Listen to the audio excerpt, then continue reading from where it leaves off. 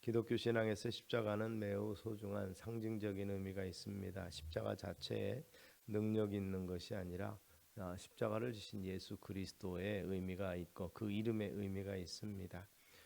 여러 가지 기사와 이적들을 유대인들만 찾는 것이 아니라 우리들도 찾기도 합니다. 한동안 피눈물 흘리는 성모 마리아상 이렇게 여기더니 그분이 이름도 바꾸고 잠적했다고 그래요.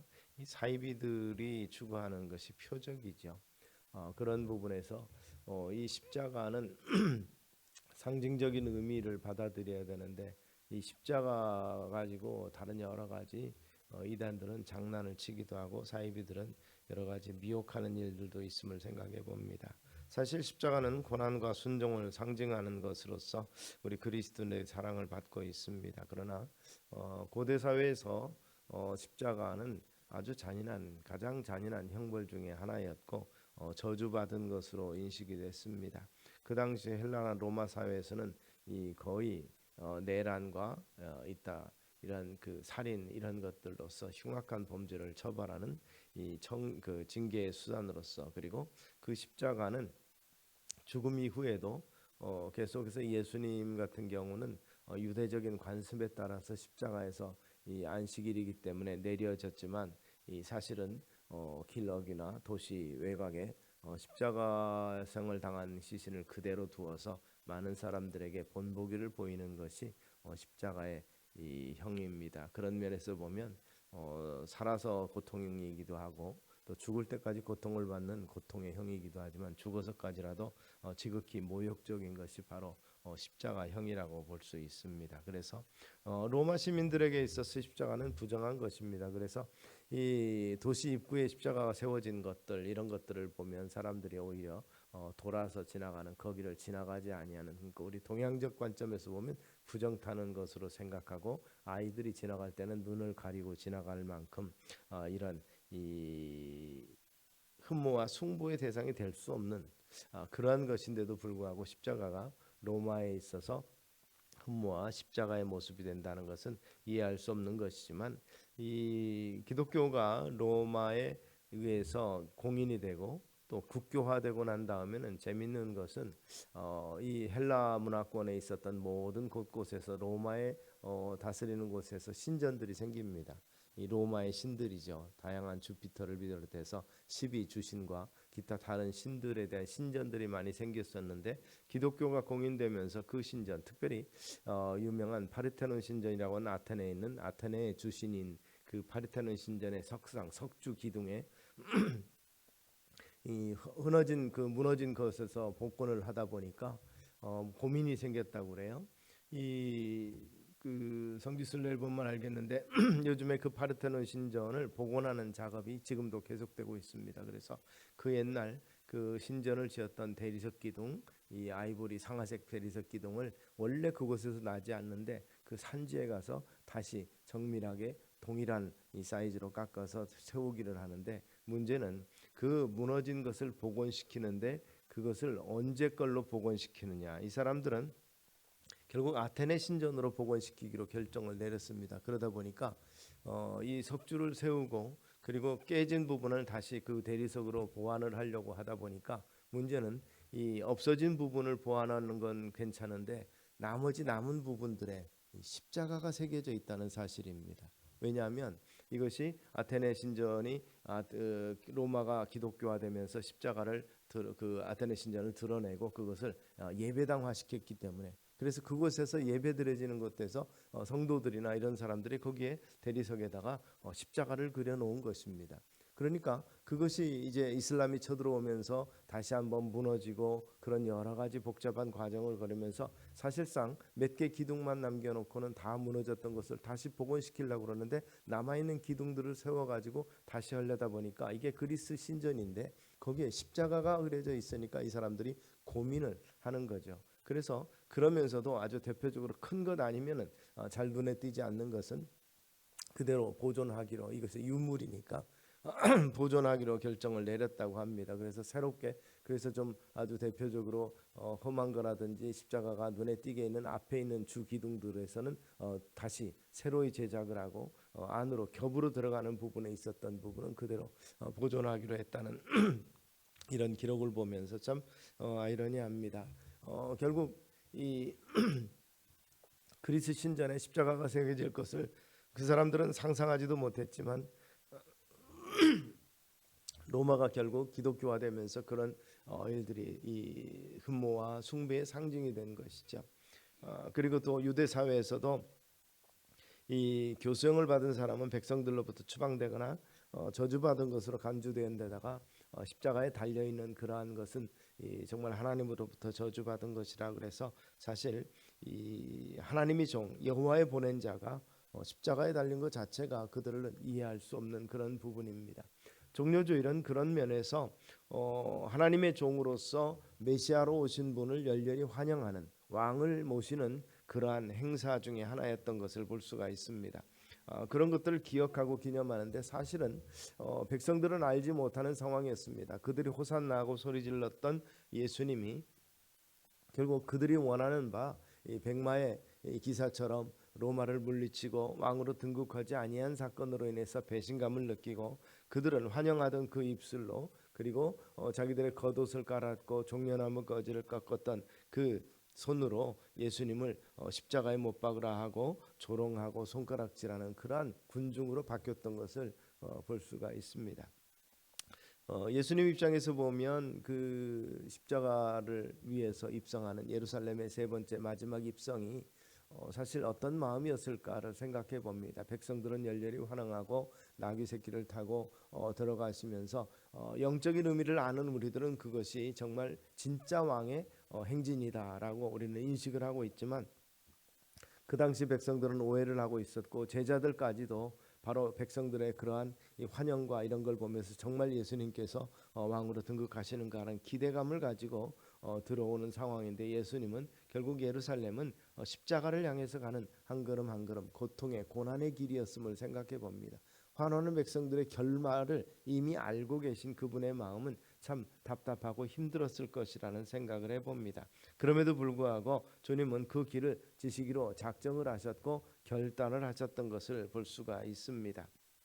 그런 면에서 종료주일에 주님의 마음을 생각해 보면서 이 십자가의 의미 그저 백성들은 알지 못하는 사이에서 환영하는 것으로 끝났지만 그러나 이 구약의 말씀의 성취를 이루기 위해서 자기들도 알지 못하는 사이에서 왕을 영접한 이스라엘 백성들의 모습을 보면서 하나님은 자기가 예언한 것 또 하나님께서 미리 표상하신 것을 하나도 정말 땅에 떨어지지 않도록 이루시는 하나님이신 것을 우리는 알게 됩니다. 비록 그들이 그것을 바로 깨닫지 못했을지라도 그러나 그들의 입술을 통해서 호산나 고백하게 만드시는 하나님의 구원의 섭리는 한치 오차도 없이 정말 이 맞물려 들어가는 기계처럼 정밀하게 운행이 되고 진행이 된다는 사실을 우리는 잊지 않게 되기를 바랍니다. 바로 그 정밀하게 운행이 되는 하나님의 구원의 섭리 속에서 오늘 우리가 있는 것이고 그런 면에서 십자가의 정확한 의미를 다시 한번 생각해 보면서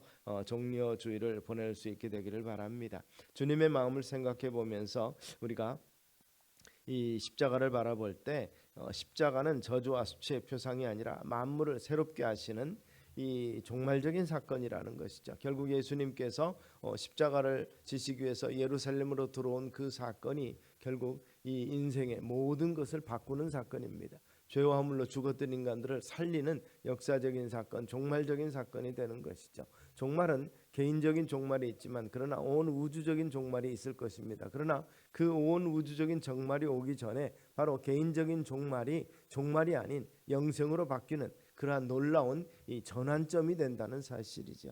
예수님 십자가 사건을 통해서 이 죽어도 죽은 것이 아닌 영생이 우리에게 주어지는 특권이 주어졌다는 사실을 우리는 기억하실 수 있게 되기를 바랍니다. 그래서 사실 이 십자가는 모든 것의 마지막인 동시에 새로운 세계를 들어가는 새로운 시작이다 이렇게 볼 수 있습니다.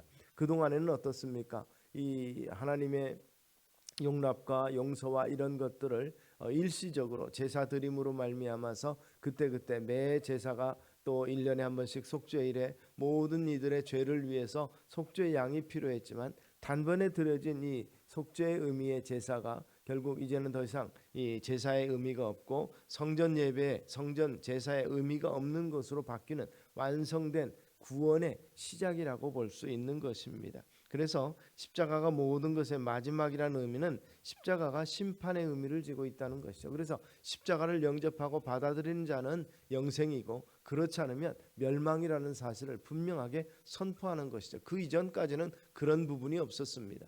하나님을 아는 것, 하나님을 믿는 것이 결국 하나님의 백성으로서의 결국 이 하나님 나라의 백성이 되는 것과 그리고 거기서는 영생의 소망이라는 것이 서로 구체적으로 주어지지 않았습니다. 하나님의 백성으로 살면서 하나님의 은혜 가운데 하나님의 축복 가운데 사는 것이 다인 것으로 생각했던 것이 구약의 개념이었지만 이제 예수님께서 오셔서 십자가에 달려 돌아가심으로 말미암아서 영원한 삶에 대한 메시지를 보여주시고 그 영원한 삶으로 들어가는 부분들을 우리에게 가르쳐 주시는 것이죠.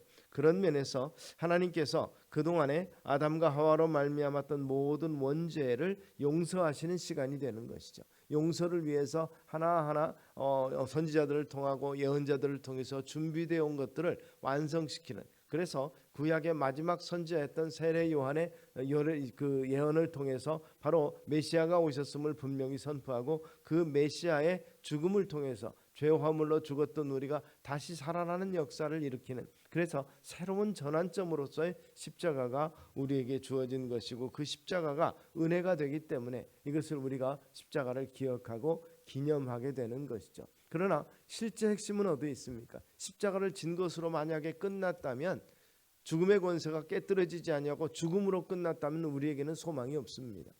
그 위에 사흘 만에 부활하심으로 말미암아서 그 십자가가 결국 의미가 있어지는 거죠. 그래서 단순히 십자가로 끝나는 것이 아니라 십자가와 그 다음에 부활이죠. 그래서 만약에 십자가가 정말 중요했다면 예수님께서 달려 돌아가신 금요일에 우리가 예배를 드리고 금요일이 가장 중요한 것이 됐을 것입니다만은, 그러나 우리는 주일 아침에 예배를 드립니다. 주님께서 부활하신 그 날에 주님의 날로 기억하고 그 결국 예배를 드리며, 사실 안식 예배가 아니라 초기에는 이 사도들에서 안식일에 모임을 갖고 그리고 주일에도 모임을 같이 가졌지만 점점 갈수록 이것이 변화되면서 안식일의 개념보다는 주일의 개념이 훨씬 더 의미가 있고 다시 오실 주님을 소망 중에 기다리는 개념 속에서 이제 주일 예배가 정착이 됐다고 볼 수 있는 것입니다. 그런 면에서 로마 교회의 영향력은 매우 중요한 의미가 있었고, 그런 면에서 이 주일 예배가 주는 의미는 바로 십자가의 완성입니다. 십자가를 통해서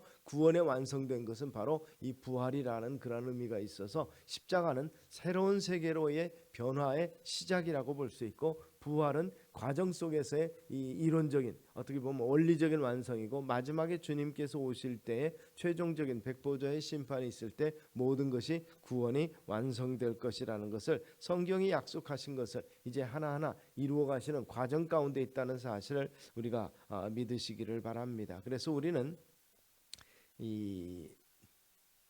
이미 이루어진 하나님의 나라와 함께 아직 완성되지 아니한 하나님 나라 사이의 긴장관계, 중간 관계에 있는 것이 바로 우리들의 모습인 것입니다. 그런 면에서 심판의 때가 하나님께서 용서하시고 구속하시는 시간이라는 것에서 새로운 세계로 들어가는 시작을 우리는 이미 경험을 했다는 사실입니다. 그래서 기독교에서 새 사람, 새 삶, 새 옷 이런 모습으로 이야기하는 것은 과거에 우리의 죄와 허물로 죽었던 것들이 전혀 새로운 상태로 바뀌는 것을 말하기 때문에 신약 성경은 계속해서 새로운 것을 말씀하고 있습니다. 이전 것은 지나갔으니 보라 새 것이 되었다고 말하는 이유는 거기입니다. 예수 그리스도의 십자가 지심으로 말미암아서 과거에 유대인들이 가지고 있었던 전통들, 율법에서 진행되어 왔던 모든 것들이 이제는 완성됐으므로 성전도 마무리됩니다. 성전도 더 이상 의미가 없어지고, 그리고 희생의 제사 피 흘림도 더 이상 의미가 없어지는 것이죠. 그런데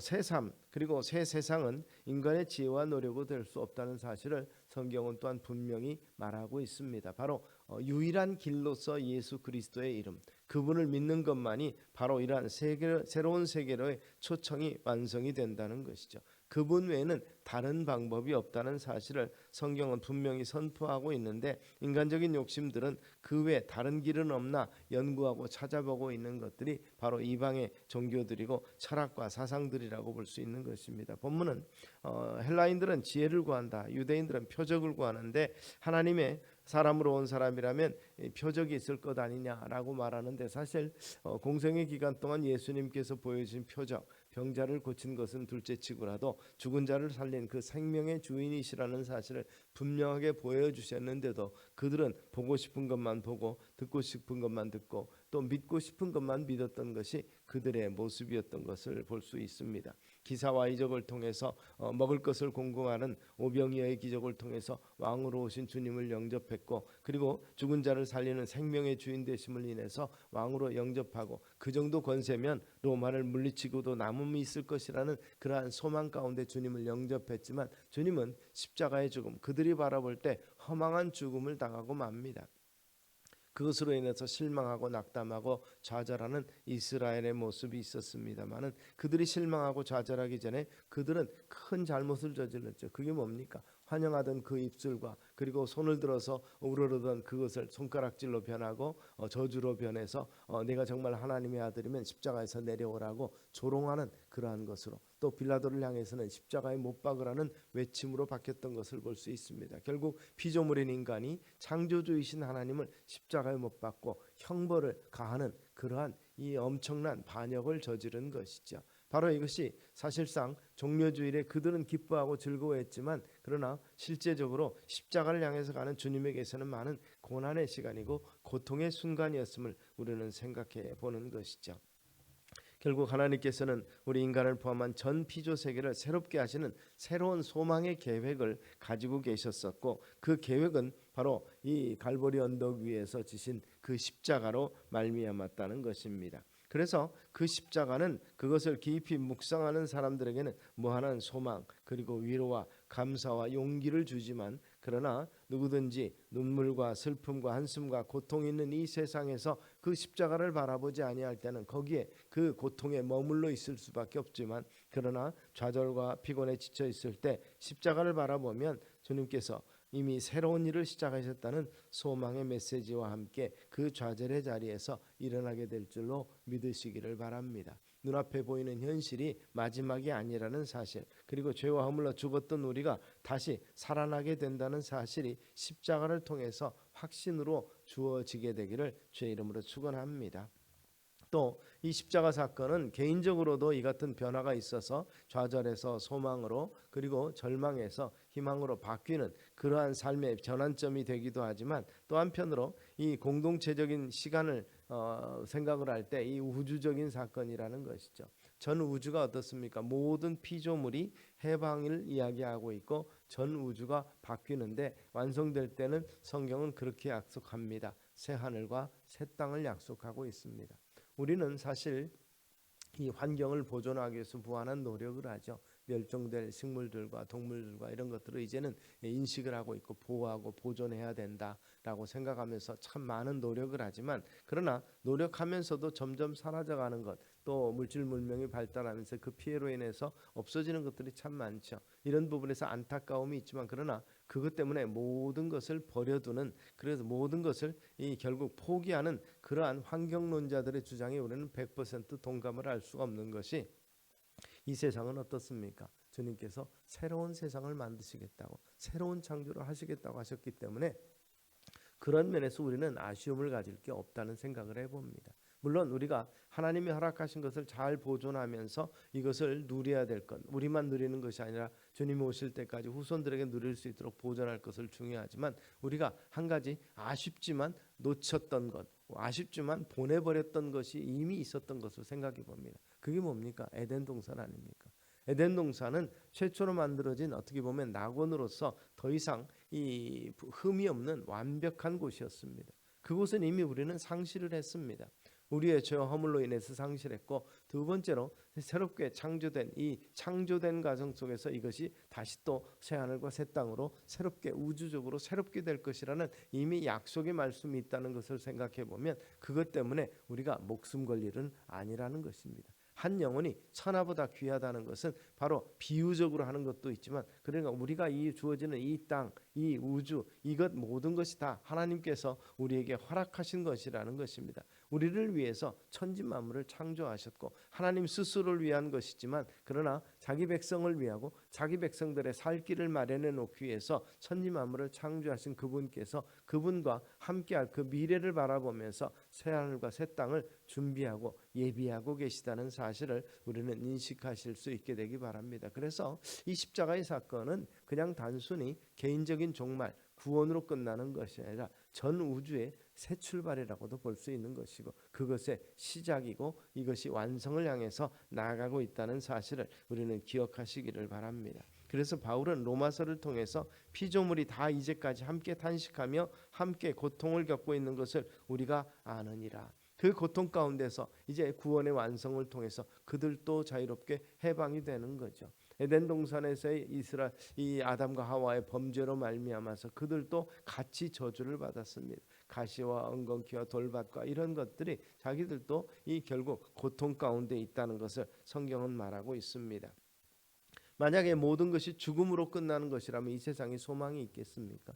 모든 것이 다 죽음으로 끝나는 것이라면 정말 의미가 없는 것이죠. 그러나 죽지 아니하고 다시 살아나리라, 영원한 생명에 대한 소망이 있는 것이 바로 기독교의 핵심이라는 것을 생각해 보면, 결국 이 죽음이 전제된 탄식과 고통과 체념에서 모든 것의 마지막이 아니라는 것, 거기서 끝나는 것이 아니라는 것을 그리스도의 십자가를 통해서 이미 선포됐다는 사실을 우리는 기억하시기를 바랍니다. 결국 악에 대한 하나님의 심판으로 시작이 되는 것이고, 그 다음에 어떻습니까? 이 음부의 권세를 깨뜨리신 사흘 만에 부활하신 그 부활의 사건은 결국 하나님의 승리라고 볼 수 있습니다. 그 승리는 결국 단순한 죽음의 권세를 깨뜨리는 것이 아니라 불화되었고 화목하지 못했던 하나님과 이 피조물 인간과의 완전한 이 화목과 회복이라는 사실을 우리 한 번 더 기억하실 수 있게 되기를 바랍니다.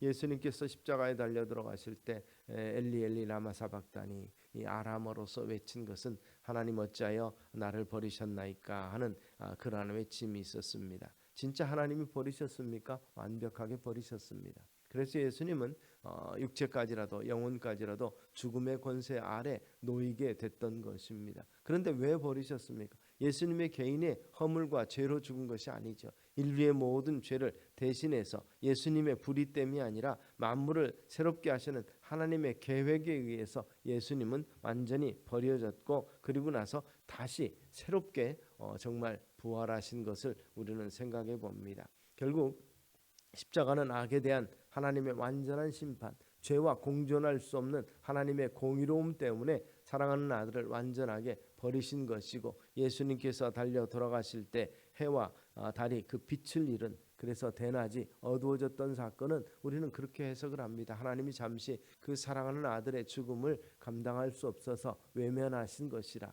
빛이 없어졌다는 사실을 우리는 생각해 보는 것이죠. 그런 면에서 우리가 이 세상에 살면서 체념과 안일과 무기력과 타락에 우리 자신을 내던지지 아니하고 지속적으로 깨어서 영적으로 전투하면서 승리할 수 있는 원천은 바로 이 십자가 사건이라는 사실을 우리가 기억하시기를 바랍니다.